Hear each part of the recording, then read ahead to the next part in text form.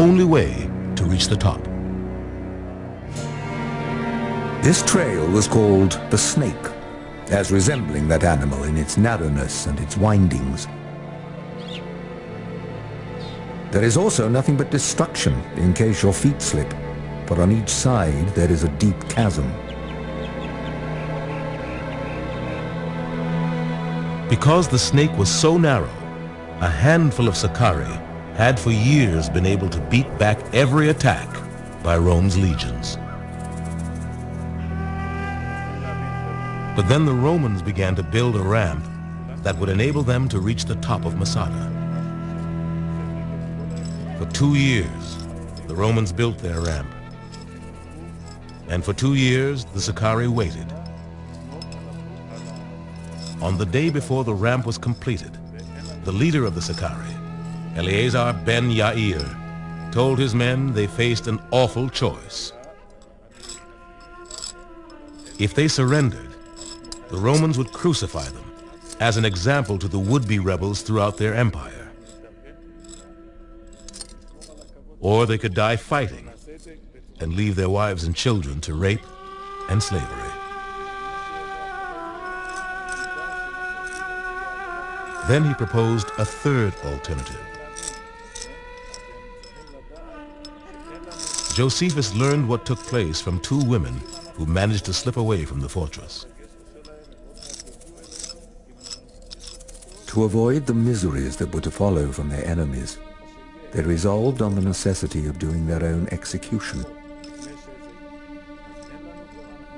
Miserable men indeed were they whose distress forced them to slay their own wives and children with their own hands. The husbands tenderly embraced their wives and took their children into their arms and gave the longest parting kisses to them with tears in their eyes. Yet at the same time, they did complete that which they had resolved on.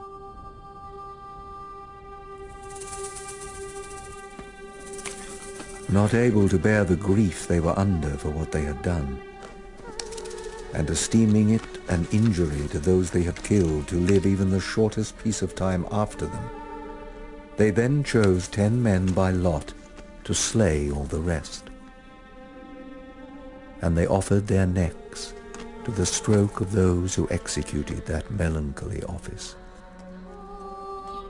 And when these 10 men had without fear killed them all, they made the same rule for casting lots for themselves,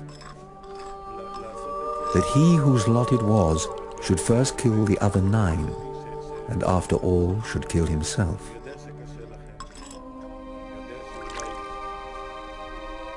Now, for the Romans, they expected that they should be fought in the morning. But when they made their assault upon the fortress, they saw no enemy, but a terrible solitude on every side. It is here that tradition of self-imposed martyrdom reaches its most poignant expression. And that is the very eloquent, if heart-rending, statement that when I can no longer choose whether or not to die, I can still choose how to die. And that's what inspired the martyrs at Masada to take their own lives rather than to submit to slavery and death under Rome. In just a few years, most of the groups that had dominated Judea and Judaism for centuries had vanished. The Sicarii and their fellow rebels were all dead. The authors of the Dead Sea Scrolls, the Essenes, had also been butchered by the Romans.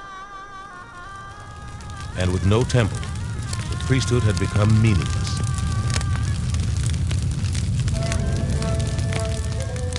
Just one group remained, the Pharisees.